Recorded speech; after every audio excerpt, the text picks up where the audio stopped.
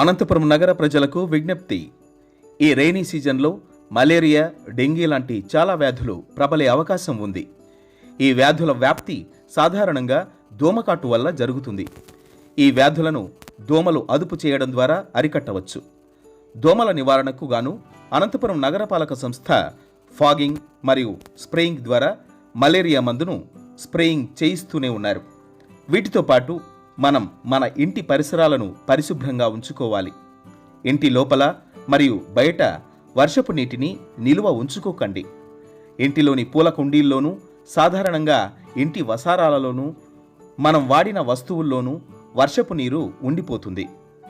వారానికి 1 లేదా 2 సార్లు వీటిని శుభ్రం చేసుకోండి. ఇంటిలో ఉండే నీటి పాత్రలపై మరియు వాటర్ ట్యాంకు మూతలను గట్టిగా బిగించి ఉంచండి. ఎందుకంటే నిల్వ ఉన్న నీటిలోనే దోమల లార్వాలు వృద్ధి చెందుతాయి.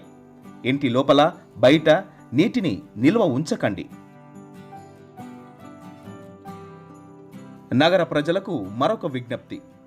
తడి చెత్తను పారవేయకుండా హోమ్ కంపోస్టింగ్ చేయండి. చెత్తను ఎక్కడ పడితే అక్కడ పారవేయకుండా మున్సిపల్ వర్కర్లకు ఇచ్చి సహకరించండి. మన పరిసరాలను శుభ్రంగా ఉంచుకుందాం. మన ఆరోగ్యాన్ని మనమే కాపాడుకుందాం. ఇట్లు నగరపాలక సంస్థ, అనంతపురం.